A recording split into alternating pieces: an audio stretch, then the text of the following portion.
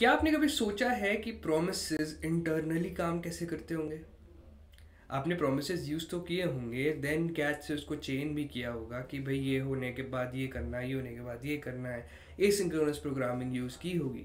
लेकिन क्या आपने कभी प्रोमिसेस को इंटरनली समझने की कोशिश की होगी कि ये प्रोमिस कैसे काम कर रहा होगा? किस तरीके से प्रोमिस चेन हो रहे हैं, किस तरीके से ये देन कैच काम कर रहे हैं? आज की वीडियो में हम देखने वाले हैं कि किस तरीके से हम अपने खुद के प्रोमिसेस बना सकते हैं।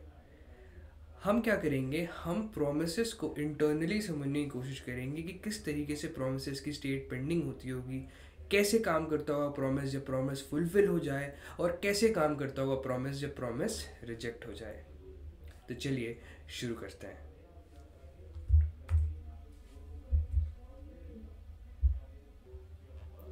तो ये बेसिकली आ चुके हैं हम हमारे कोड एडिटर पे, और यहाँ पर आप देख सकते हैं कि मैंने एक promise.js नाम की फाइल बना ली है, और इस promise.js फाइल में ही हम हमारा खुद का प्रॉमिस इंप्लीमेंट करने वाले हैं।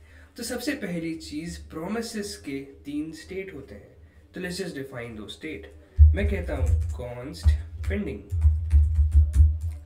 और इसको हम 0 रख लेते हैं। कॉन्स्ट फुलफिल्ड, इसको मैं 1 ले लेता हूँ। और कॉन्स्ट क्या, रिजेक्टेड, इसको हम क्या कर लेते हैं, 2 ले लेते हैं, राइट। अब हमें बेसिकली देखना क्या है कि किस तरीके से पेंडिंग, फुलफिल्ड और रिजेक्टेड में प्रॉमिस काम करेगा, और हमें बेसिकली अब काम करवाना है, राइट।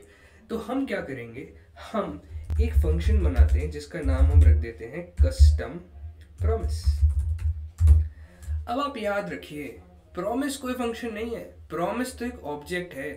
प्रॉमिस क्या करेगा कि एक फंक्शन को एग्जीक्यूट होने के बाद उसका आउटपुट जब आएगा तो प्रॉमिस दिखेगा कि अच्छा ये आउटपुट आ चुका है, तो अब मुझे इसके हिसाब से क्या रिटर्न करना है, या तो मैं रिटर्न कर दूं फुलफिल, या मैं रिजेक्ट कर दूं, और अगर अब तक आउटपुट आया नहीं होगा तो मैं पेंडिंग रह जाऊंगा। प्रॉमिस कोई फंक्शन नहीं, प्रॉमिस एक ऑब्जेक्ट है। तो इसलिए ये कस्टम प्रॉमिस फंक्शन जो है, ये बेसिकली हमारा फंक्शन नहीं होगा, राइट। इसको हम as a constructor function create करेंगे जो कि एक प्रॉमिस को कंस्ट्रक्ट करेगा। अब वो हम कैसे करेंगे हम आगे देखते हैं। अभी के लिए यहाँ पर हम क्या करेंगे, एक एग्जीक्यूटर पास कर देते हैं, एग्जीक्यूटर। तो ये जो हो गया, ये हमारा एक कॉलबैक फंक्शन होगा। एग्जीक्यूटर एक कॉलबैक फंक्शन होगा जो फंक्शन को क्या करेगा, एग्जीक्यूट करेगा कि किस तरीके से, कि अगर वो फंक्शन रिजेक्ट हो रहा है या रिजॉल्व हो रहा है बेसिकली। तो ये काम हम करने वाले एग्जीक्यूटर फंक्शन से। अभी अगर आपको समझ में नहीं आ रहा, कोई बात नहीं, हम जैसे जैसे कोड लिखते जाएंगे आपको क्लैरिटी मिलती जाएगी। तो सबसे पहली चीज क्या है कि इस फंक्शन के अंदर हमें क्या करना है, सबसे पहले हम हमारे स्टेट को कर देते हैं पेंडिंग। क्यों? क्योंकि भाई ऑब्वियसली बात है कि जब एक प्रॉमिस बनता है तो सबसे पहले उसकी स्टेट प्रॉमिस पेंडिंग ही रहती है, राइट। तुरंत वो रिजेक्ट फुलफिल तो नहीं हो जाता, पहले तो पेंडिंग ही रहेगा। तो हमने इनिशियल स्टेट हमारी किस पे सेट कर दी, पेंडिंग पे, राइट। अब हम क्या करते हैं, हम ले लेते हैं वैल्यू।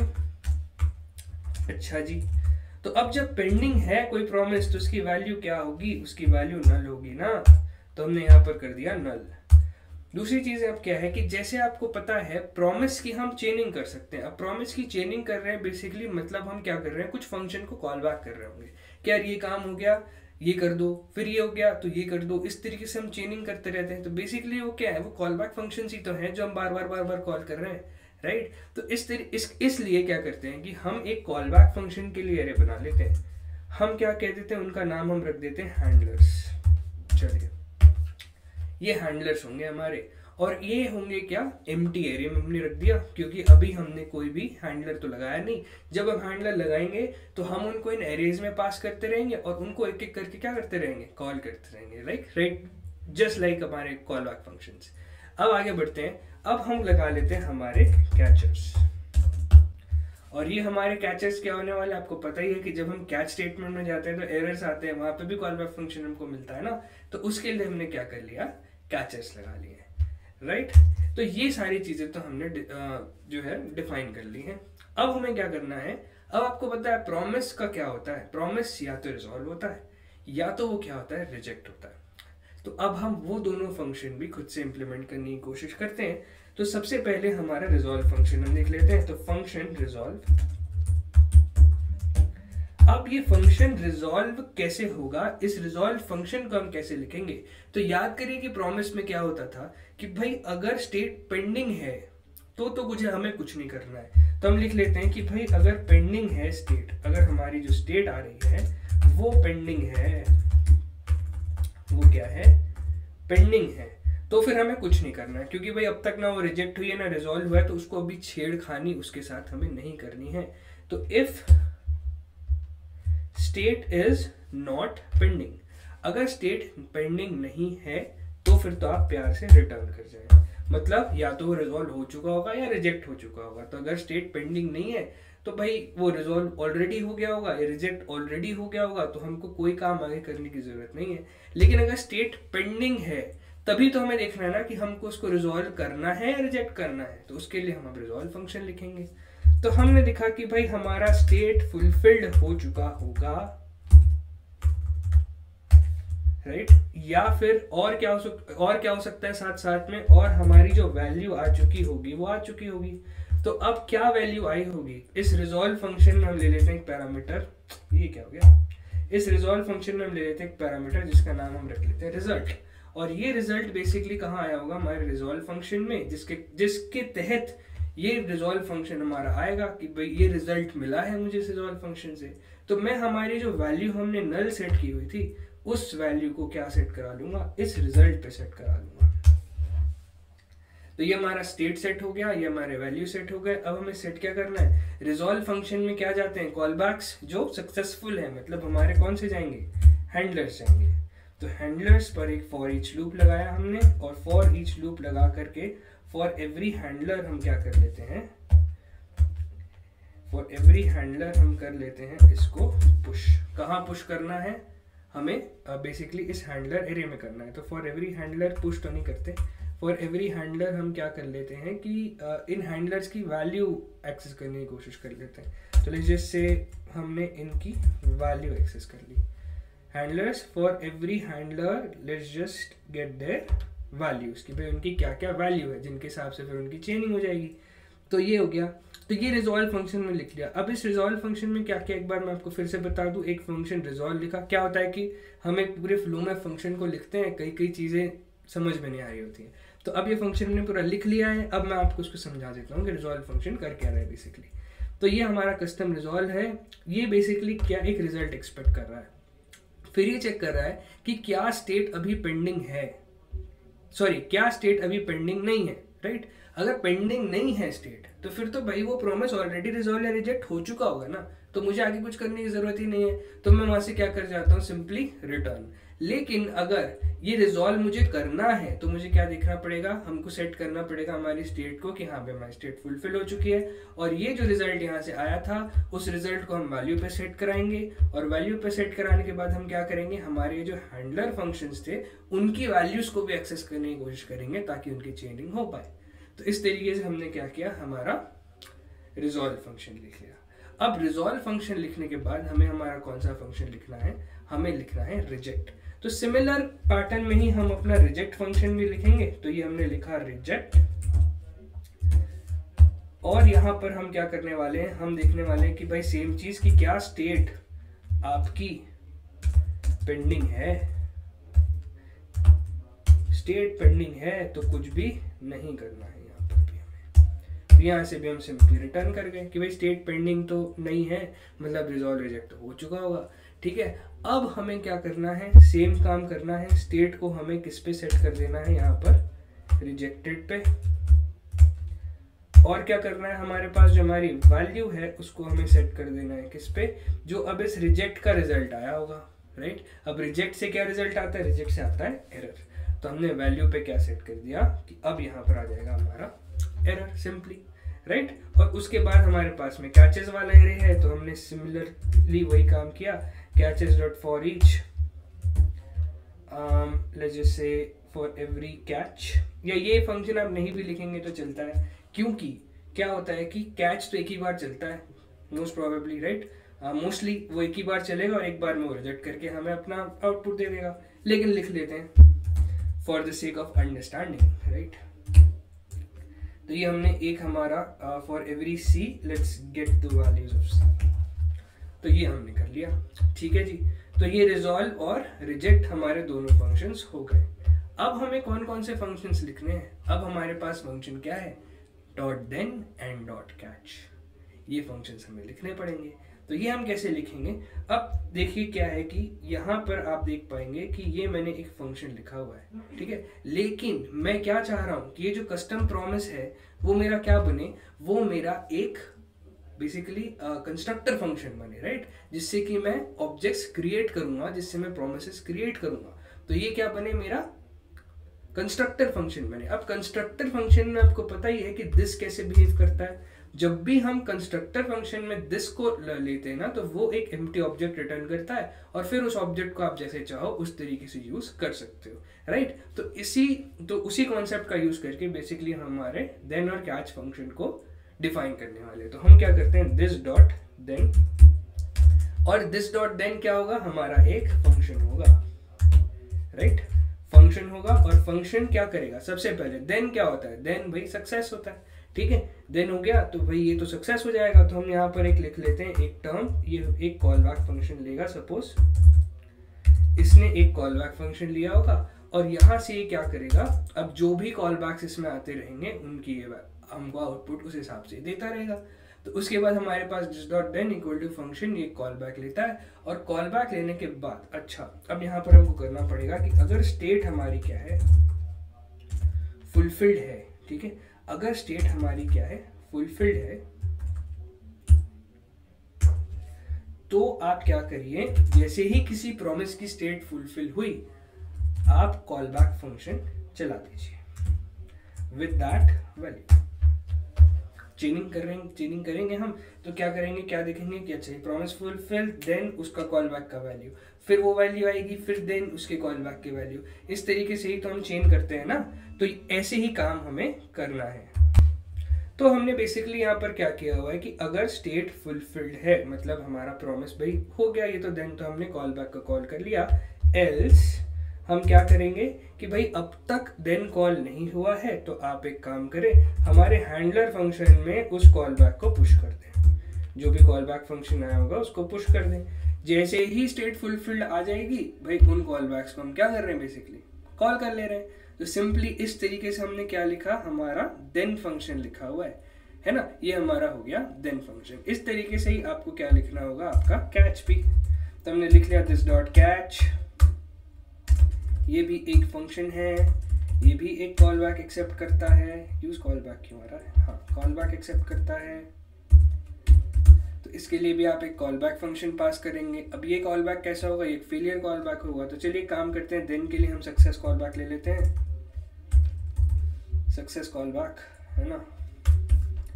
और यहाँ पर जो कॉल बैक्स हमको मिलेंगे वो कैसे होंगे, वो होंगे हम आपके फेलियर कॉल बैक्स। तो ये हमारे हो गए फेलियर, ठीक है, फेलियर कॉल बैक। इंग्लिश काफ़ी कमज़ोर हो गई है। तो ये हो गया फेलियर कॉल बैक। और फेलियर कॉल बैक के बाद हम क्या करने वाले हैं, अगर स्टेट इसकी भी क्या है, स्टेट अब यहाँ पर देखिए फेलियर कॉल बैक मतलब हम कैच के लिए लिख रहे हैं, तो कैच में क्या होना चाहिए, स्टेट हमारा रिजेक्टेड होना चाहिए। तो हमने क्या किया यहाँ पर, अगर स्टेट हमारी रिजेक्टेड है तो आप इस कॉल बैक को कॉल करेंगे, जो हमारा फेलियर कॉल बैक है, राइट, उस पर जो भी वैल्यू जाएगी उसको कॉल बैक करेंगे। यहाँ पर मुझे सक्सेस कर देना चाहिए, इसको फालतू क्यों एरर लेने हैं। और यहाँ पे ये फेलियर कॉल बैक और यहाँ पर ये success call back, right. Handler dot push, this should be SUCCESS, तो ये हो गया। और यहाँ का भी कॉल बैक मुझे क्या करना पड़ेगा, SUCCESS सक्सेस कॉल बैक। तो यहाँ पे भी मैंने सक्सेस कॉल बैक ले लिया, ये फेलियर कॉल बैक हो गया। और यहाँ पर फेलियर कॉल बैक पास हो रहे हैं, उनकी वैल्यू नहीं, तो अगर एग्जीक्यूट अब तक नहीं हुए हैं तो आप एक काम करिए, कैचेस वाला लीजिए, उस पर पुश करते रहिए। किसको पुश करते रहिए, हमारे फेलियर कॉल बैक्स को पुश करते रहिए, लीजिए भाई। तो ये आपका एक देन बन गया और ये आपका एक कैच बन गया, और हमने अपना रिजॉल्व और रिजेक्ट भी इम्प्लीमेंट कर लिया। इस तरीके से हमने हमारा एक कस्टम प्रॉमिस बना दिया। अब हमें क्या करना है, अब आप देख सकते हैं इसकी बात मैंने की थी कि ये एक एग्जीक्यूटर फंक्शन है। अब इसी एग्जीक्यूटर फंक्शन में हम क्या पास करेंगे, हमारे रिजॉल्व और रिजेक्ट की वैल्यूज। ये जो 2 फंक्शन आपने बनाए हुए हैं ना, इनको हम पास कर देंगे कहाँ पर, हमारे एग्जीक्यूटर फंक्शन में। तो मैं यहाँ पे जाता हूँ और यहाँ पर क्या करता हूँ, एक काम कर लेते हैं, एग्जीक्यूटर फंक्शन यहाँ यूज कर ले, ठीक है। तो ये एग्जीक्यूटर हम ले आए और यहाँ पर हम क्या पास कर देते हैं, रिजॉल्व और रिजेक्ट। हमारा ये बेसिकली रिजॉल्व और रिजेक्ट से जो भी रिटर्न हो रहा होगा वो ये एग्जीक्यूटर फंक्शन कैच करेगा, ठीक है जी। और ये कॉल बैक होगा हमारा, ठीक। तो इस तरीके से हमने क्या किया, हमारी पूरी की पूरी एक कस्टम प्रॉमिस बना ली है। नेक्स्ट काम अब हमारा क्या होगा कि जैसे मैंने आपको बताया था कि ये जो कस्टम प्रॉमिस है ये मेरा क्या है, कंस्ट्रक्टर फंक्शन है। तो अब इस कंस्ट्रक्टर फंक्शन के थ्रू हम हमारे नए प्रोमिसेस क्रिएट करने की सोचते हैं। तब आप नए प्रोमिसेस क्रिएट कैसे कर सकते हैं, तो सबसे पहली चीज तो हमें क्या देना पड़ेगा, हमारे कॉल बैक फंक्शंस तो लिखने पड़ेंगे। तो चलिए लिखते हैं, हम एक काम करते हैं, मैं एक काम करता हूँ, कॉन्स्ट डू वर्क नाम से एक फंक्शन बना लेते हैं, है ना। बेसिकली एक एरो फंक्शन की तरह लेते हैं इसको हम, और यहाँ पर हम क्या पास कर देते हैं, हमारे रिजॉल्व रिजेक्ट को, राइट, हमारे रिजॉल्व रिजेक्ट को। और रिजॉल्व रिजेक्ट को पास करके हम यहाँ क्या कर लें, हम यहाँ क्या कर लें, किस तरीके से हम कोई भी आप काम कराना चाहें वो आप कैसे करा सकते हैं, राइट। तो लेट्स जस्ट से कि ये एक फंक्शन मेरा बन गया और ये बेसिकली एक एरो फंक्शन होगा, और इससे हम क्या काम कराएं, इससे हम क्या काम कराएं, इससे हम क्या काम कराएं। चलिए डू वर्क बेसिकली आप देख सकते हैं ये रिजॉल्व रिजेक्ट 2 तरीके की चीजें लेता है। तो मैं कहता हूं कि इफ 2 इक्वल टू 2 है, मतलब भाई सीधी सी बात है, ये तो ट्रू देगा, तो इससे मैं रिजॉल्व को कॉल कर लेता हूँ, है ना। तो मैं एक काम करता हूँ, सेट टाइम आउट लगा देता हूँ, यहाँ पे एक सेट टाइम आउट लगा दें, यहाँ पर एक सेट टाइम आउट लगा देते हैं यहाँ पर। और इस सेट टाइम आउट को मैं बोलता हूँ कि यार जैसे ही ये एग्जीक्यूट हो जाए, right, if 2 equal to true आ जाए, तो आप यहाँ पर क्या करें, console.log करें, और यहाँ पे मैं पास कर देता हूँ रिजॉल्ट, स्ट्रिंग में basically resolve promise is resolve your promise, resolve your promise. और साथ ही साथ मुझे क्या पास करना होगा, ये मेरा रिजॉल्व बेसिकली, राइट। तो मैं यहाँ पे क्या पास कर दूंगा, ये बेसिकली रिजॉल्व तो मेरा फंक्शन है ना, तो रिजॉल्व के अंदर मुझे पास करना पड़ेगा एज अ स्ट्रिंग कि भाई रिजॉल्व योर प्रॉमिस, ठीक है जी। तो इस तरीके से जब मैं इसको पास कर दूंगा तो ये मेरे पास आ जाना चाहिए। तो यहाँ बेसिकली मुझे console log करने की भी जरूरत नहीं है, यहाँ मैं सिंपली अपना रिजॉल्व पास कर सकता हूँ, और मैं यहाँ पास कर सकता हूँ प्रॉमिस रिजॉल्व,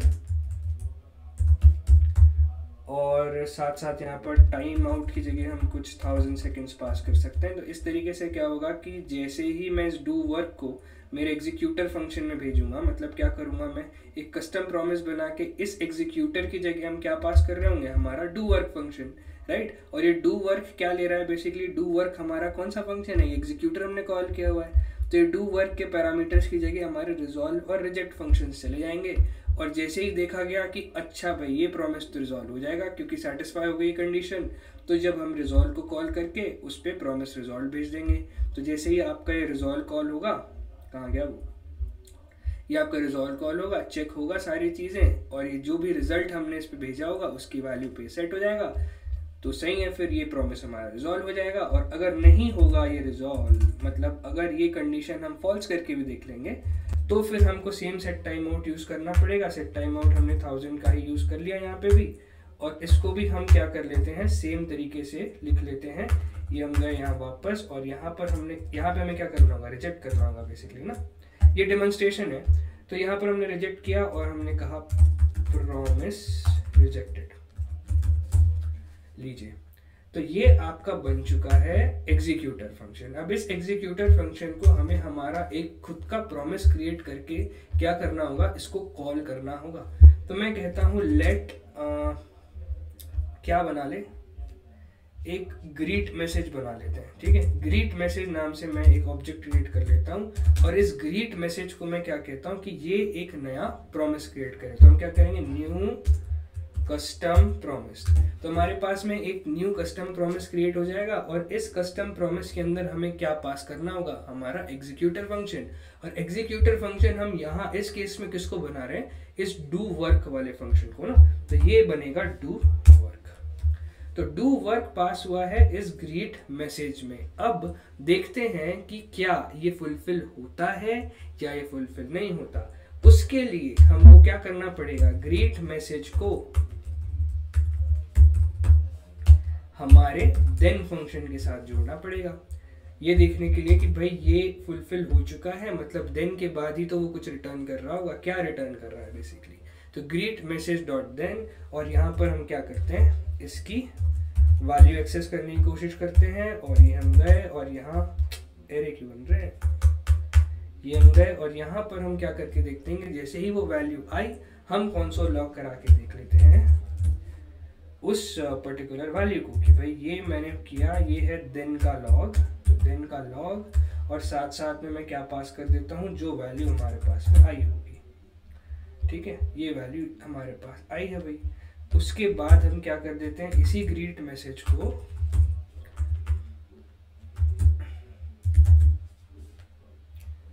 डॉट कैच के साथ यूज कर लेते हैं। तो यहाँ पर मैं लिखता हूँ प्रॉमिस रिजॉल्व्ड हेलो, राइट, और प्रॉमिस रिजेक्टेड बाय। तो जैसे ही अगर हमारे पास ये डू वर्क वाला रिजॉल्व हो चुका होगा, तो रिजॉल्व होने के बाद प्रॉमिस रिजॉल्व्ड हेलो आ जाना चाहिए। और इस कैच में मैं लिख देता हूँ कि यहाँ पर भी वैल्यू कैच करी जाए, और वैल्यू कैच करके क्या कर दिया जाए, console डॉट लॉग कर दिया जाए। देन ये हो गया देन का लॉग कर देते हैं इसको हम, सॉरी ये कैच का लॉग है, कैच का लॉग, और साथ में इसकी वैल्यू। तो हमने नया प्रॉमिस बनाया, डू वर्क भेजा, उसके कंसोल लॉग करा है, और ये पूरा का पूरा फंक्शन हम लिख चुके हैं। ओके, तो अब इस फंक्शन को रन करने की बारी है। चलिए इसे रन किया जाए। ये मैं पहले क्लियर कर देता हूँ और इसको अब करते हैं रन।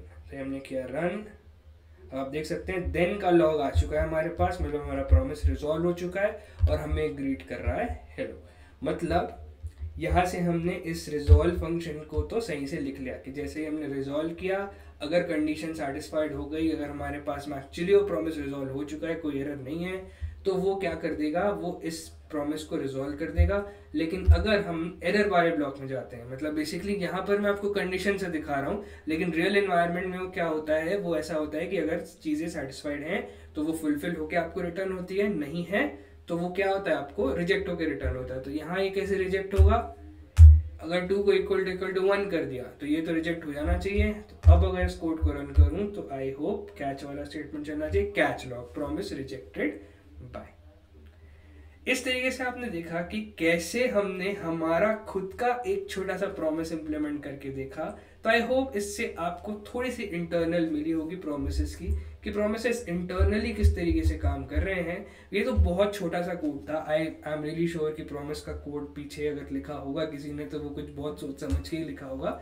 तो बेसिकली इस तरीके से प्रोमिसेस हमारे काम करते हैं। आई होप आपको ये वीडियो पसंद आई होगी, आई होप आपको बहुत कुछ सीखने को मिला होगा। अगर वीडियो पसंद आई तो वीडियो को लाइक करें, हमारे चैनल को सब्सक्राइब करें और देखते रहिए वेब कोडिंग। मिलते हैं नेक्स्ट वीडियो में।